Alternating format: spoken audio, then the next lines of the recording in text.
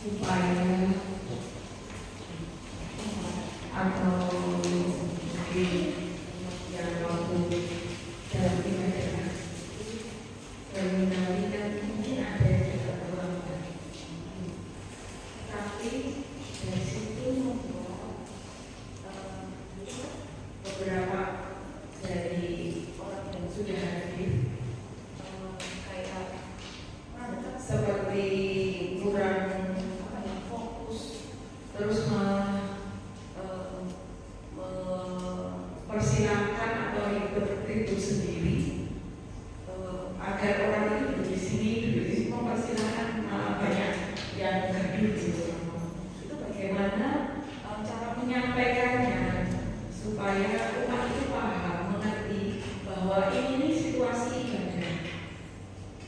Jadi supaya kita juga mampu menghargai hadirat Tuhan.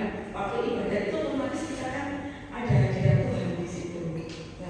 Nah, bagaimana cara memberi pengertiannya ke umat, ataupun mungkin juga ada beberapa kasus lainnya supaya memahami di dalam ibadah, di dalam doa itu ada hadirat Tuhan yang perlu kita hormati supaya tidak mengganggu yang lainnya. Seperti itu Romo, karena seringkali terjadi dimanapun beberapa tempat waktu ibadah itu seperti itu Romo. Ya. Bagaimana Romo cara memberikan pengertian pada umat? Suruh aja koleksi.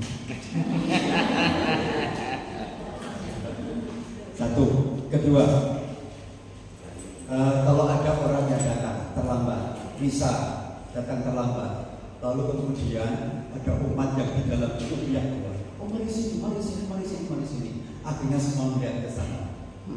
Nah di sini sudah kita bisa mengecek diri kita. Jadi baik cara memberi pengertian bagaimana? Saya mulai dari diri saya sendiri. Itu cara yang paling tepat. Aku mulai dari diriku sendiri, dan aku punya harapan, aku juga punya permohonan nanti Roh Kudus yang akan menyadarkan orang itu dengan cara melihat saya. Itu nanti Roh Kudus yang bekerja. Maka misalnya kita ibadat, ada orang masuk, lalu Rina tetap fokus ke sini, tetap fokus ke sini, sama sekali tidak noleh, melirik pun tidak, pokoknya tetap ke sini. Tetapi punya intensi, semoga Tuhan memakai saya untuk menolong orang. Nah itu. Maka kalau itu yang terjadi, berarti apa? Ibu bersuka cita, ibu berpengharapan, ibu takut pada Tuhan, ibu bahagia, ibu setia. Tapi mungkin jangan mengatakan, wah Rinagai egois banget, orang peka dengan kanan kiri. Akan berkata begitu, tetapi yang mengatakan itu sedang kesurupan setan. Nah macam itu, pokoknya tetap aja fokus. Ini pada waktu ibadah. Tapi ada orang yang itu yang mau memberikan, padahal kursi plastik program. Dia pikir bahwa aku melayani, enggak. Dia itu kejahitan virus orang Parisi dan Alitora. Apa itu mau? Mengedepankan adat istiadat, sopan santun. Ketika ada orang datang, monggo, kacau. Yesus berkata apa? Celakalah kamu, karena kamu mengedepankan adat istiadat nenek moyang, tapi kamu mengabaikan Allah, mengabaikan ajaran Allah. Nah sebaiknya gimana Romo? Kalau dia datang terlambat, baik, aku tetap fokus ke sana, biar dia cari kursinya sendiri. Toh ada pelayan kata tertib, biarkan dia yang melayani. Tapi kalau nggak ada, gimana Romo? Ya sudah, biar dia cari sendiri. Mas Amin. Ini yang harus dibuat. Jadi cara memberi pengertian mulai dari diri kita sendiri. Kalau sudah seperti itu dan itu menjadi semacam kebiasaan banyak orang, mulai dalam PD ini kompak seperti itu, sehingga nanti kalau sudah selesai misa ada anggota BD yang memberitahu kepada dia, Pak, Bu, besok kalau ada yang terlambat, sudahlah lebih baik fokus kemawon datang misa. Sebatas boten kacau macam itu. Begitu itu cara. Baik, sekarang ke halaman kedua yang tadi dibagikan. Kemarin tadi juga sampai pada D, ya. Sekarang E, ribut, menangis, tertawa, itu tanda tidak ada harapan. Itu terjadi ketika anak Yairus atau anak perwira yang mati, ya. Lalu kemudian mengundang Yesus. Yesus datang ke rumahnya. Lalu ketika datang ke rumahnya, di situ umat podo nangis, ya, podo nangis dan ribut. Tuh. Lalu kemudian Yesus berkata, anak ini tidak mati tapi tidur. Mereka tidur. Mereka menertawakan Yesus. Nah, tadi sedih, nangis, ribut, ekstrim kiri. Lalu ketika ditegur Yesus, ekstrim kanan, tertawa. Nah, ini tanda bahwa orang ini tidak berpengharapan, tidak bersuka hati. Maka bagi saudara-saudari yang didik menangis, didik menangis, didik menangis, nah, tanda-tanda juga. F, semacam kecil hati atau pesimis. Itu Yohanes 6 ayat 7 sampai 9. Nanti Bapak Ibu bisa membuka di rumah teks kitab sucinya. G dan lain-lain. Nah, itu sudah saya beritahu. Romo, kapan tuh seseorang dikatakan tidak berpengharapan? A, B, C, D, E, F. Itu. Apakah itu ada pada diri Anda? Cek A, B, C, D, E, F. Apa ada? Jika ada berarti aku tidak berpengharapan. Kalau aku tidak berpengharapan, otomatis aku tidak bersuka cita. Itu. Baik, itu G. Maka kalau ditanya, kamu ikut rekoleksi di Ambarawa? Iya. Apakah ada buahnya? Ada. Apa itu? Sekarang saya tidak gampang lagi untuk takut pada manusia. Apa buktinya? Buktinya yaitu kalau saya diminta di lingkungan untuk aktif, saya sanggup. Nah, ini sudah tanda buahnya itu. Misalnya itu mengenai A sampai G. Sekarang catatan kita baca bersama-sama supaya dengan membaca nanti tulisan-tulisan itu melekat pada hati kita. 1, 2, 3. Umat beriman yang membiarkan menyerahkan diri dalam hidupnya pada sikap sabar tidak A sampai I, jelas tidak berkira hati dan juga tidak berpengharapan. Stop. Nah, itu Bapak Ibu orang Katolik, ya, entah namanya Yakobus atau Yakobus, membiarkan dan menyerahkan hidupnya dan dirinya kepada sikap A atau B, C, D, E, F, G, berarti tidak bergirang hati, tidak bersuka cita, tidak berpengharapan. Dan kebanyakan umat Katolik seperti itu. Coba aja kalau pas misa paling jelek ya. Saya tuh kalau di Ambarawa ini paling suka misa itu setengah 6 pagi. Daripada jam 8 umatnya banyak banget, tapi orang di suara. Tapi di setengah 6, wah, luar biasa gelegar itu ya. Setengah 6, Tuhan bersamamu dan bersama Romo, nyanyi pun semangat sekali. Nah itu, maka orang yang hidup dalam roh itu enak sekali. Maka saya merasakan kok Tuhan itu mengalirkan terus rahmatnya, ide-ide selalu ada dan mereka juga senang. Tapi kalau misa menteruk ya,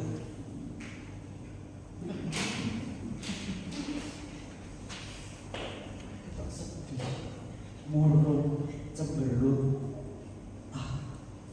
nggak menarik. Justru itu yang seringkali membuat orang tidak mau misa. Misalnya yang Katolik itu urutannya terus nyanyinya Yosa angin, Mas Pur akan baca kenangan.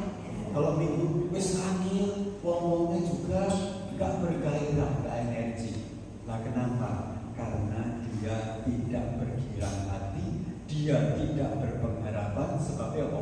A sampai G keblebek pada diri. Tekone gereja takut, tekone gereja gelisah, tekone gereja khawatir, tekone gereja pesimis. Itu sudah nggak ada kaitannya. Maka mengungkapkannya pun juga tidak semangat. Tapi begitu selesai misa, mau beli makanan di depan sana warung BKM, gua bengok-bengok, Bu, pesan rekolek saya apa rekolek apa namanya? Selesai ya sih, limoan deh, kan? Masa bengok-bengok? Kalau itu Bu Kristus mana? Kok wali-wali kau ini naik kagum Gusti kok main sakumit, naik kagum setan kok wah banget.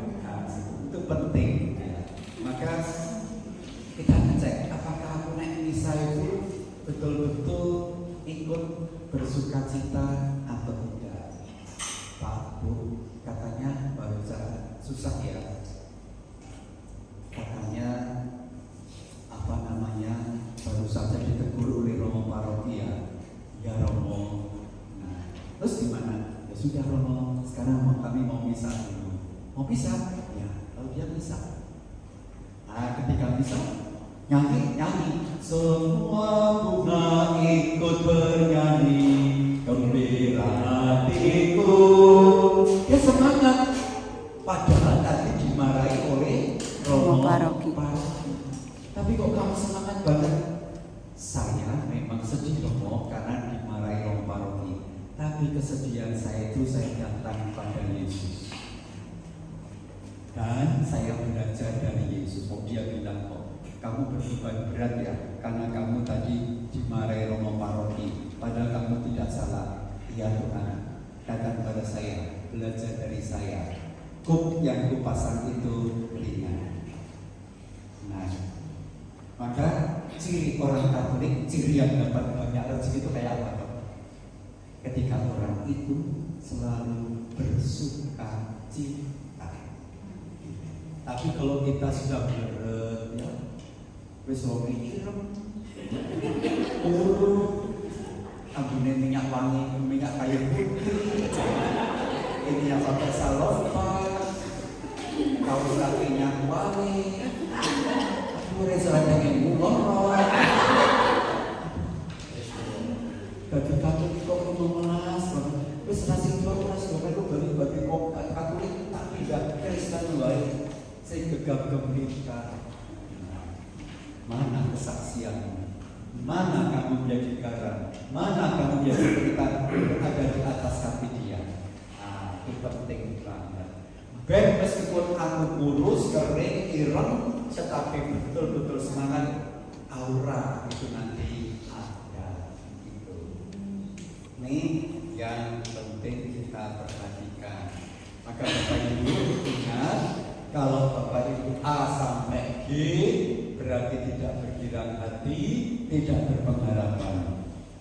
Ada pengharapan Romo di situ? Enggak ada. Ada iman Romo di situ? Di bawahnya. Imannya dipertanyakan. Ia beriman atau tidak? Tidak hanya iman, lanjutnya kok. Bahkan ada dan tidaknya cinta kasih padanya pun bisa dipertanyakan. Maka orang yang A sampai G, dia tidak berpengharapan, dia tidak beriman, dia juga tidak bercinta kasih. Maka supaya jelas saya beri contoh selanjutnya di situ. Bapak Ibu, bisakah ia yang kena A sampai G bergembira bersama sesama yang sedang bergembira? Nggak bisa, karena dia dikuasai oleh A sampai D. Misalkan dia sedih bersama sesama yang sedang sedih, nggak bisa. Dia kesedihan dengan dirinya sendiri. Itu. Jika dia malah mengungkungkan dirinya pada dirinya sendiri, sehingga ia murung, serem, bersemut, beremut, cemberut, nah itulah. Maka berarti bahwa dia dikuasai oleh A sampai G. Kan lebih baik aku dikuasai oleh mazhab Babri. Nah, dengan mazhab Babri, daripada aku dikuasai oleh pengalaman A sampai G.